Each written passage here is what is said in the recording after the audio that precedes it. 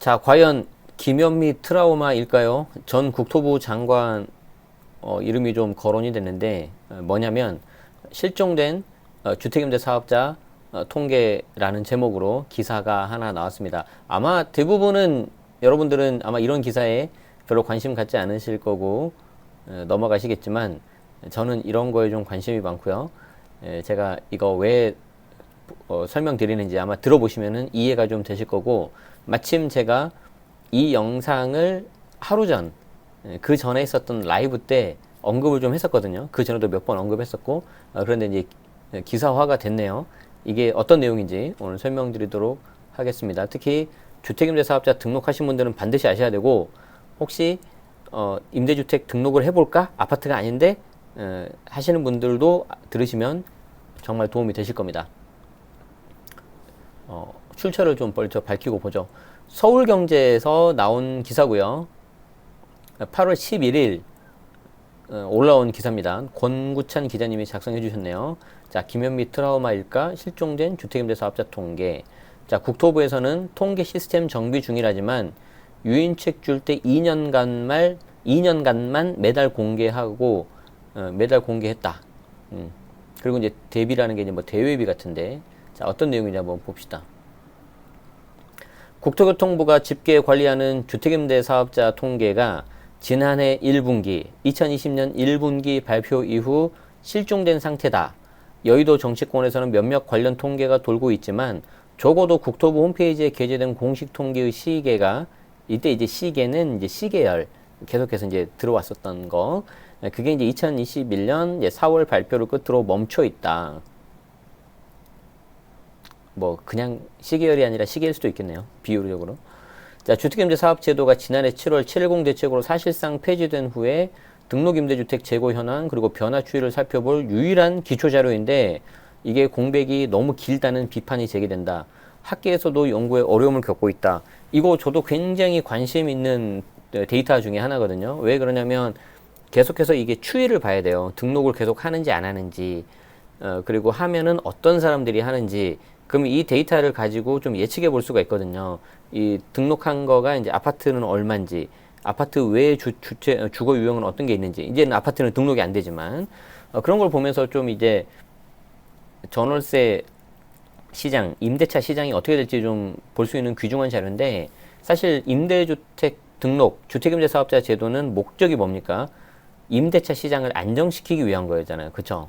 그러면 그 목표 달성에 도움이 되는지 안 되는지를 볼 수 있는 소중한 자료임에도 불구하고 2020년 1분기 발표 이후에 계속해서 공백입니다. 일단 국토부가 밝힌 표면적인 이유는 통계 시스템의 정비라고 합니다. 국토부 관계자는 신규 등록과 재등록, 말소가 동시에 진행돼서 특정 시점의 등록 현황을 정확하게 집계하지 못하고 있다. 임대 등록과 말소는 일선 지방자치단체에서 대면으로도 하지만 최근 온라인 등록 시스템이 가동되면서 최종 집계의 어려움이 더 크다. 아하. 그러니까 이제 작년 710 대책을 기점으로 해서 자동 말소가 돼버리지 않습니까? 그러면 자동 말소가 제일 먼저 뭐가 되죠? 4년짜리, 민간 단기 4년짜리. 근데 그 4년짜리를 언제 많이 했냐면은 보통 2018년에 많이 했거든요. 2018년 4월 넘어가면서부터는 8년으로 등록하게 됐기 때문에 2018년 4월, 2018년 초, 그러니까 1월달, 2월달, 3월달 그때 많이 했어요. 그러면 이거는 이제 4년 지나면은 자동 말소되고, 그리고 이미 그 전에 하신 5년짜리는 5년이 이미 돼버렸기 때문에 작년만 하더라도 한 40만 채가 말소가 됐다는 거죠. 그리고 중간에 또 자진 말소도 하고, 좀 타임 테이블을 그려보면서 제가 설명해 보겠습니다. 일단 뭐 겉으로 이유는 통계 시스템 정비라고 하는데, 일반 회사에서 저 시스템 문제라고 해서 지금 1년 한 4개월 정도 지나지 않았습니까? 1년 4개월 동안 방치하고 있다면 그 담당자 어떻게 되죠? 보통 심할서 쓰거나 일단 고가 D 밑으로 깔죠. 아니 그냥 일반 기업에서는 그렇다고요. 제가 13년 동안 회사에서 인사 담당했거든요.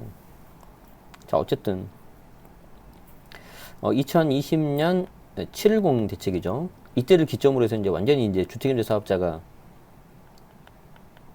주임사 제도가 굉장히 이제 많이 폐지가 됐죠. 특히 이제 아파트는 등록이 안 되고, 그쵸? 그런데 기존에 이제 보면 2018년 4월 이때 등록을 많이 하셨어요. 민간 단기로. 그리고 이제 이때 제도가 폐지되면서 이제 막 자동 말소 또는 자진 말소가 됐다는 거죠. 그럼 현재 지금 2021년 8월 아닙니까? 그래서 지금 국토부에서 하는 말은 여기 자동 말소, 자진 말소가 많이 되고 이게 이제 온라인, 오프라인 동시다발적으로 되니까 통계가 좀 어렵다. 좀 어려움이 있다. 그러는데 그럼에도 불구하고 마지막으로 발표했었던 2020년 4월 이때를 기준으로 이때까지 공백이 너무 길다는 거예요 지금. 그쵸? 공백이 너무 긴 거 아니냐. 지금 기사의 요지가 이겁니다. 저도 지금 이거 계속 트래킹하고 있거든요. 왜 이렇게까지 안 나올까? 왜 이렇게까지? 도대체 왜 안 나올까? 이 데이터가 굉장히 중요한데. 자, 이런 통계의 단절은 2017년 12월 김현미 당시 국토부 장관이 세제 혜택 줄 테니 임대 등록을 하라고 권장한 후에 매달 등록 실적을 집계해 발표한 것과는 사뭇 대조적이다. 현 정부에서 2017년 12월 13일 임대주택 등록 활성화 방안이라고 정부 정책을 내서 굉장히 유도를 많이 했죠. 가지고 이게 정말 효과가 있는지 없는지 등록을 많이 했는지 안 했는지 계속 매월 발표를 했다는 거예요. 매월 발표. 근데 그렇게 발표를 하고 나서 지금은 안 하는 거가 너무 좀 그거랑 대조적이라는 겁니다. 같은 현재 정부입니다. 자, 당시에는 연령대별 통계까지 냈다. 그러니까 굉장히 열심히 했다는 거죠. 그리고 2018년 1월부터 24개월 동안 경마 중개하듯 월별 통계 공개. 뭐 굳이 이런 표현은 이제 이 해당 언론사의 개인적인 어떤 시각입니다. 그러니까 이런 거는 여러분들이 이제 뭐 알아서 걸러 들으시고 객관적인 정보만 보시면 되는 겁니다. 자, 그래서 이런 상반된 태도를 두고 시장에서는 석연찮다는 반응이 일색이다. 뭐 반응이 많을 수도 있고 적을 수도 있는데 저 같은 사람은 이런 반응에 관심이 많다는 거죠. 왜냐하면 저는 이제 해당 내용도 전달을 해줘야 되고 저도 이 내용을 알아야 되니까. 자, 국토부가 의지만 있다면 통계를 파악하지 못할 턱이 없다는 뒷말이 나오고 있다. 뭔가 꺼림칙한 게 있는 게 아니냐는 억측도 무성하다. 이제 요거는 좀 이제 해당 언론사의 주관적인 생각인 것 같습니다. 그런데 사실 왜 이런 생각을 하게 되냐면 이 표면적인 이유가 좀 너무 뭐랄까 뭐라 해야 되죠? 좀 약간 좀 이게 와닿지 않잖아요. 딱 들었을 때 딱 듣자마자 이제 뭐 그런가 보다라고 넘어갈 수 있는 그런 게 아니지 않습니까? 통계 시스템 정비를 무슨 1년 4년이나 그렇게 걸립니까?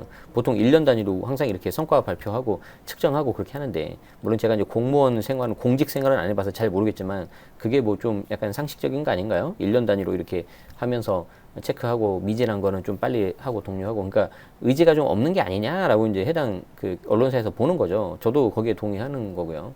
뭐 그래서 이제 여기서는 이제 뭐 김현미 트라우마가 대표적이다라고 나오는데 뭐 여기까지는 모르겠습니다. 이건 여러분들이 걸러서 들으십시오. 김 전 장관은 등록 활성화 조치를 내놓았다가 얼마 못 가서 규제를 강화했다. 그러니까 2017년 12월 달에 등록 활성화를 냈고 2018년 9.13부터 이게 이상해졌어요.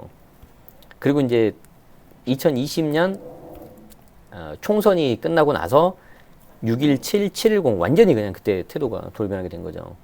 그래서 급기야 폐지하는 등 온탕과 냉탕을 오갔다. 오락가락 갈짓자 정책 행보를 보이는데 통계 공개로 아픈 상처를 덧나게 할 이유가 없어서 그럴 거라는 시각이 많다. 여당 눈치 보기라는 말도 나온다. 여당하고 정부하고는 사실 좀 같은 편이긴 하지만 지금 보면 여당에서는 막 정보를 좀 패싱하고 막 가는 그런 경향도 좀 보이거든요. 그거는 이제 정치적인 영역이니까 알아서 하시고. 자, 국토부 관계자는 시장의 오해다. 연내로 통계를 제공할 것이다. 제가 이 영상을 촬영하는 이유가 바로 이런 겁니다. 연내로 통계를 공개를 한다고 했으니까 한번 보자는 겁니다. 정말 지키는지 안 지키는지. 항상 이렇게 말로 하는 거는 의미 없습니다. 행동을 보셔야 됩니다. 아시겠죠? 그래서 말 많은 게 중요한 게 아니고 행동, 결과가 중요한 겁니다. 자, 뭐 일단 봅시다. 연내로 통계 제공한다고 했으니까. 자, 신속하고 정확한 통계 공개만이 구구한 억측을 가라앉히는 길인데, 자, 보통 이 정도 기사가 이게 다거든요. 길지 않죠. 근데 이제 이걸 보고 뭐 그래서 뭐 어쩌라고 이렇게 하실 수가 있는데, 제가 특히 관심 갖고 보셔야 되는 게 두 부류라 그랬잖아요. 첫 번째는 임대주택을 등록하신 분, 이미 등록하신 분. 두 번째는 등록을 할까 말까 고민 중이신 분. 그리고 이제 마지막 세 번째가 이 부동산 시장에 관심 갖고 계신 분들이에요. 왜 그러냐면 이 세 번째는 지금 당장은 이 임대주택하고 별로 관련이 없을 거예요. 그런데 내가 현재 하고 있는 정부 정책을 과연 믿을 수 있는지 없는지를 좀 봐야 되잖아요. 사전 청약도 있고 여러 가지 공급 정책도 있고 대출 정책도 있고 많지 않습니까? 그러면 하나를 보면 열을 난다고 정말 말대로 하는지 안 하는지 봐야 돼요. 자, 그러면 여기 기사에 나온 국토교통부 통계가 뭔지를 제가 보여드릴게요. 자, 검색창에 여기 국토교통부라고 이렇게 치면 나오고요. 그럼 당연히 이렇게 홈페이지가 나와요. 제가 준비를 다 해놨어요. 자, 그러면 국토교통부 홈페이지가 이렇게 나옵니다. 자, 여기에서 위에 이제 메뉴를 보시면 뉴스 소식, 국민 참여, 정책 자료 이렇게 여러 가지가 있는데 뉴스 소식으로 가시면 되고요. 그 외의 자료도 되게 좋은 게 많아요. 그래서 부동산 공부 좀 하시거나 좀 그런 거에 관심 있으신 분들은 잘 보시면 좋습니다. 여기 이제 보도 자료를 갑니다. 여기 보도 자료를 가서 여기 등록 일자가 2020년 8월인데 좀 길게 좀 볼게요. 그래서 날짜를 좀 이렇게 하셔가지고 2019년 자 2017년 13 대책이니까 12월 1일자로 해가지고 임대사업자라고 쳐볼까요? 임대사업자. 자, 그러면 이렇게 쭈루룩 나와요. 쭈루룩. 자, 이렇게 나옵니다. 이렇게. 재밌죠? 2018년 5월달 보면은 임대사업자 등록 17년 대비 증가 추세 지속. 뉘앙스라고 하죠. 뉘앙스가 어떤 뉘앙스입니까? 아, 이렇게 등록을 많이 했습니다, 여러분. 뭔가 우리 잘했으니까 칭찬해 주세요. 약간 그런 느낌? 뭐 뉘앙스는 뭐 사람마다 좀 다를 수가 있죠. 자, 한번 하나만 읽어볼까요? 2018년 5월 달에 나온 겁니다. 자, 국토교통부는 4월 한 달간 전년 동월 대비 1.9배 증가한 6,938명이 임대사업자로 신규 등록해서 작년 12월 13일, 여기 나오죠? 작년 12월 13일 임대주택 등록 활성화 방안 발표 이후 임대사업자 등록이 지속 증가하고 있으며 이번 달에는 8년 이상 임대되는 중공공 임대주택 등록 비중이 69.5%를 차지해서 지난달에 비해 크게 늘어났다고 밝혔다. 이렇게 해가지고 이제 뭐 바로 보기 해서 여기 쭉 나오고 있지 않습니까? 이 보도자료의 첫 번째는 항상 첫 번째에서 승부를 봐야 되거든요. 임대사업자 등록 17년 대비 증가 추세 지속. 저희 열심히 했습니다. 뭐 약간 이런 뉘앙스죠. 자, 그런데 이게 이제 보면은 요거라는 거죠. 요거. 기사에서 나온 게 요거예요. 2020년 4월 24일. 이 4월 달에 나온 게 마지막이다. 이틀만 더 있다 되지. 4월 26일 내 생일인데. 아무튼 죄송합니다. 그래서 이제 이렇게 하는 거죠. 2020년 1분기 신규 임대사업자 3만 명 및 임대주택 6.2만 호 등록. 자, 보세요. 2020년 1분기, 이제 1, 2, 3호를 다 합친 거죠. 국토교통부는 2020년 1분기 동안 3만 명이 임대사업자로 신규 등록하였고 등록임대주택은 6.2만 호 증가했다고 발표하였다. 아까에 비해서 굉장히 그 문체가 어떻게 됩니까? 아주 그 드라이하죠. 그러니까 이제 딱 담백하게 팩트만 넣었잖아요. 저는 사실 개인적으로 이런 글을 좋아해요. 뭔가 좀 막 글 안에 자기를 막 이게 넣어가지고 자기가 하려는 걸 약간 이게 끌어들려고 그런 거 별로 좀 싫어하는데 그냥 팩트 위주로만 이렇게 딱 했단 말이에요. 자, 그런데 이게 왜 중요하냐면 어제도 제가 보여드렸었죠. 어제도 제가 보여드렸지만 여기 보면 한눈에 보는 임대사업자 등록 실적 이렇게 나와 있고 바로 매월 나와 있는 통계표에는 안 나와 있는데 요 분기 2020년 1분기 요때 처음으로 나온 데이터가 있습니다. 그게 바로 어제 말씀드린 이겁니다. 공시 가격이 6억이 넘었냐 안 넘었냐. 이거 굉장히 중요하거든요. 제가 왜 중요하다고 말씀드렸죠? 공시 가격이 6억이 넘은 상태에서 등록을 하면 제 아무리 8년을 하고 전용 80, 84 뭐 하고 5% 이내 지킨다 하더라도 종부세 합산 배제, 양도세 중과 배제 안 돼요. 혜택 못 받아요. 물론 이제 다른 혜택을 받을 수 있어요. 뭐 장특공이라든가 이런 거는. 근데 여기 13%에 해당되는 5,256호 이 사람들은 어떻게 할 거예요? 이거 진짜 중요하단 말이에요. 자, 그러면 잘 봐요. 제가 하나 예측을 할게요. 2022년 되면 되게 곡소리 나올 거예요. 왜 2022년인가?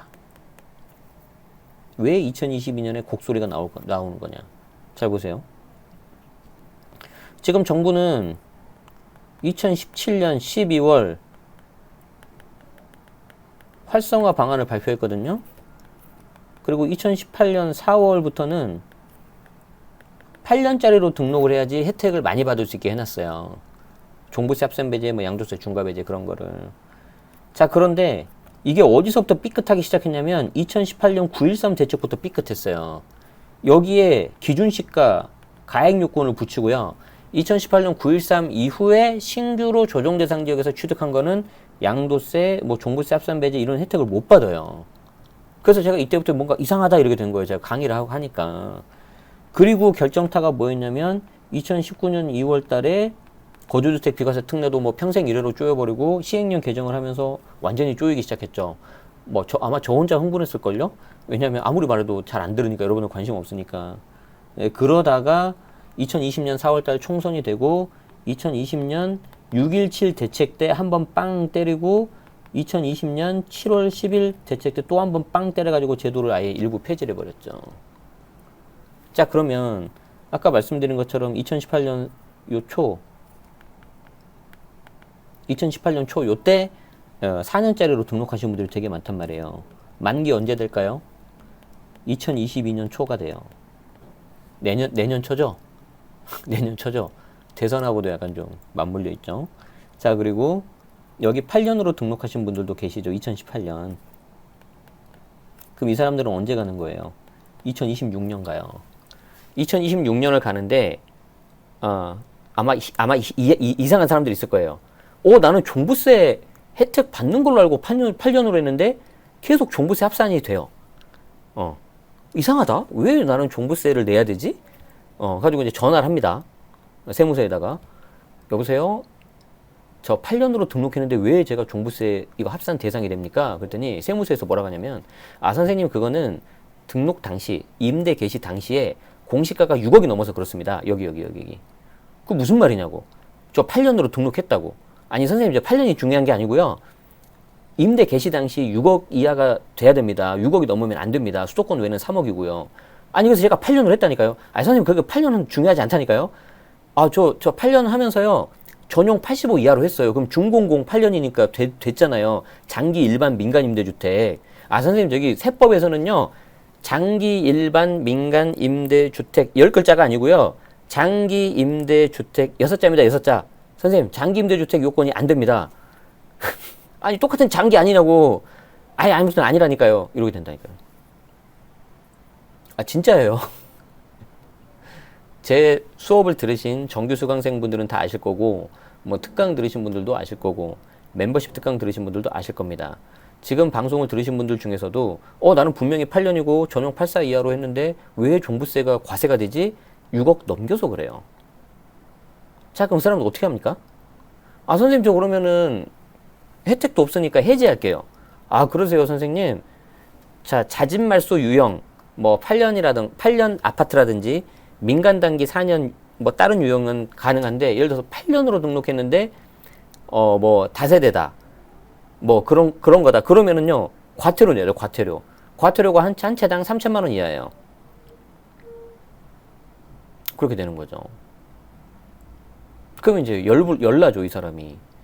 아니 저는 그냥 8년으로 하면 되는 줄 알고 했는데 왜 이럽니까? 그랬더니 이거는 세법에서 규정하니까 그렇습니다. 세법은 국세거든요. 제가 지자체 구청이나 시청 갔을 때 이런 말 없던데요. 그쪽은 취득세하고 재산세, 지방세만 합니다. 저희는 지방세는 안 합니다. 아니 똑같은 임대사업자 제도인데 좀 한꺼번에 해야지 왜 이렇게 다릅니까? 아니 그거는 과태료는 지자체 가서 문의하셔야 돼요. 그래서 이제 더운 여름날 햇볕을 쨍쨍 쬐고 지자체를 갑니다. 그래서 지자체 가서 막 이렇게 하는 거죠. 아니 나 이렇게 혜택이 없다는데 왜 말 안 했습니까? 그러니까 저희가 양도세나 종부세는 모릅니다. 그건 국세거든요. 부서가 달라요. 그런 일이 생긴다는 거죠. 자, 그래서 등록하신 분들은요, 1차 주임산의 난이라고 할까요? 1차 주임산의 난은 22년 초가 될 겁니다. 내년 초. 그리고 2차 주임산의 난은 26년도가 될 겁니다.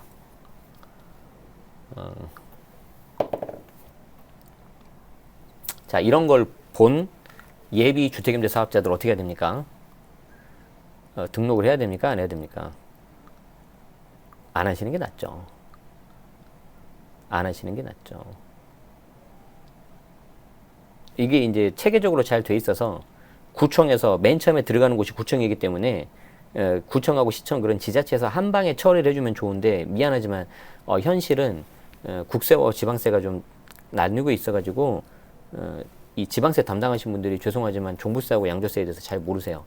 세무서도 마찬가지로 취득세하고 재산세는 좀 잘 모르시고 그래서 원스톱으로 딱 해줘야 되는데 그게 안 돼요. 그래서 구청에서는 지자체에서는 그냥 어서 오세요, 어서 오세요, 어서 오세요 이렇게 되는 거죠. 그래서 이제 들어갔는데 뭐 예를 들어서 이쪽이다. 그럼 이제 안 되는 거죠. 자, 그래서 이미 등록하신 분들은 반드시 체크 잘 하시고요. 등록하시려는 분들은 이거 좀 아닌 것 같은데 체크 생각하시는 게 좋고요. 요 상황을 지켜보고 있는 등록 안 하신 분들 있죠. 그리고 이제 내가 부동산 좀 공부 좀 해보겠다 하신 분들 눈 뜨고 코 베이는 세상이기 때문에 잘 공부하시기 바랍니다. 누구와 함께? 채널 제네시스 박과 함께. 그래서 구독해 주시고 알림 설정 하시면 유용한 정보를 편하게 받으실 수가 있을 겁니다. 자, 어제 영상에서 제가 주임사 관련된 내용 했는데 조금 몇 가지만 제가 좀 추가 설명 드려볼게요. 어떤 분이 취득세 감면이 안 되는 게 이해가 안 된다. 그렇게 하시는데 제가 취득세 감면에 대해서 조금만 더 설명드릴게요. 제가 별로 혜택이 없으니까 등록하지 말라고 했잖아요. 이 취득세 감면은요, 일단 조건이 까다로워야 되는데 신규, 즉 분양을 받아야 됩니다. 분양. 그래서 구축을 구입을 하시면요, 이거는 감면이 안 돼요. 자, 그리고 공동주택만 됩니다. 여기에 대해서 많이 물어봐 주셨어요. 공동주택이기 때문에 대표적인 게 뭡니까? 아파트잖아요. 근데 얘는 이제 신규 등록이 안 되잖아요. 그쵸? 그래서 아파트는 이제 등록 자체가 안 되는 거고요. 현실적으로 주거용 오피스텔 되겠죠. 그리고 이제 다세대도 되긴 되겠죠. 뭐 연립주택, 빌라, 공동주택이니까. 그런데 다가구는 됩니까? 안 됩니까? 이건 안 되죠. 그리고 다가구는요, 신규가 아닌 경우가 많잖아요. 구축이 많잖아요. 다세대도 되긴 되는데 신규가 아닌 구축인 경우가 많아요. 그래서 안 된다고 좀 보시는 게 맞아요. 단독주택 당연히 안 되겠죠. 그래서 공동주택이면서 신규인 거, 주거용 오피스텔 정도가 될 것 같아요. 뭐 도생도 되긴 되겠죠. 대신 신규로 분양을 받아야 되겠죠. 그리고 더 중요한 게 뭐냐면 전용 60제곱미터 이하여야 돼요. 이때만 가능해요. 가끔 가다가 분양하는 사무소에서 선생님 저 60에서 85제곱미터 이하도 가능합니다. 근데 이거 조심하셔야 돼요. 이거 하시려면은 20호 이상 등록해야 돼. 20호 이상 등록. 20개 등록해야 된다고요. 하지 마세요.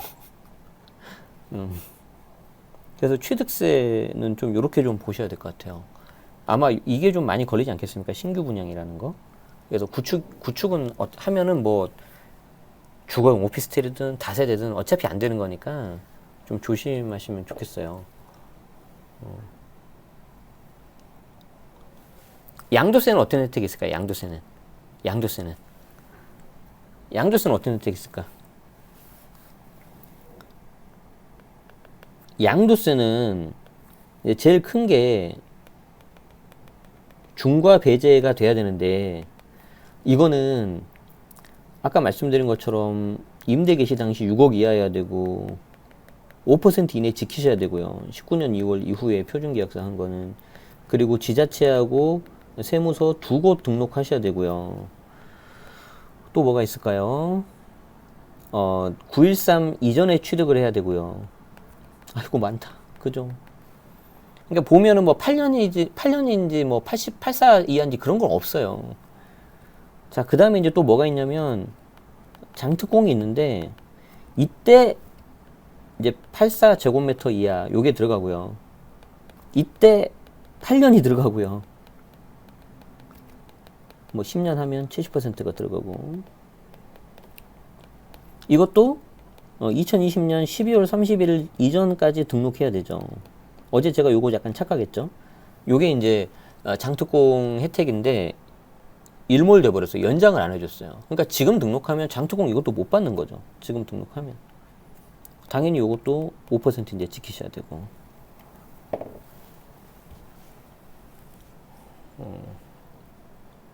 가끔 가다가 이제 내가 임대주택을 등록을 했는데 나는 저기 부가가치세를 환급을 해주던데요. 그거는 일반임대로 등록을 하신 거예요. 일반임대 상가. 뭐가 그렇습니까? 주거용목 비슷해. 그래서 그 분양 사무실에서 보통 어떻게 꼬십니까? 선생님, 이거 등록을 하면요 돈이 정말 안 들어갑니다. 제가 막 가지고 대출도 많이 나오고요. 돈도 안 들어가고요. 부가가치세 환급까지 됩니다. 그러니까 3억짜리 사는데 자기 돈 2천만 원, 3천만 원 있으면 되지 않습니까? 얼마 줬습니까? 그럼 한마디 하세요. 저 이거 전세 놓을 건데요. 주거용으로. 그러면 부가가치세 어떻게 돼요? 그럼 그거 토해내야죠. 근데 이제 그런 식으로 약간 좀 호도를 하는 경우가 있더라고요. 이제 그 전입신고 안 하게 하고 몰래 하고 그런 것도 있을 수 있지만 그건 약간 엄밀히 말하면 좀 이게 불법이잖아요. 제가 그런 걸 하라고 말씀드릴 수는 없잖아요. 그죠? 그렇게 하면 안 되죠. 그러니까 이제 원칙대로 업무용으로 사무실로 해서 부가가치세 내가 월급 받으면은 내가 환급 받고 하는 거고, 내가 그걸 이제 전세를 놓거나 주거용으로 사용하면 환급 받은 부가가치세 토해내야 되는 거예요. 그거는 이제 일반 임대에 대한 내용인데 다음에 별도로 좀 한번 해보겠습니다. 그거는 이제 또 양이 많기 때문에. 아시겠죠?